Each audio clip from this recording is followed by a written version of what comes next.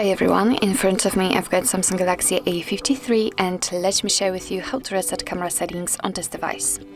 So first of all, let's open the camera app and I hope that you can see those grid lines. I've applied them before I've started the recording, and it is because I would like to show you the actual evidence that the reset option will work. So after resetting the settings, the grid lines should disappear.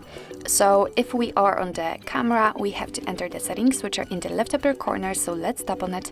And here we have to scroll down to the very bottom to find reset settings option. So let's tap. Now let's simply tap on reset in order to confirm, and as you can see, we've immediately and automatically got back to the camera and we cannot see the grid lines, which means that we just successfully reset all camera settings to their defaults. So actually this is it. This is how to reset camera in your Samsung Galaxy A53. Thank you so much for watching. I hope that this video was helpful, and if it was, please hit the subscribe button and leave the thumbs up.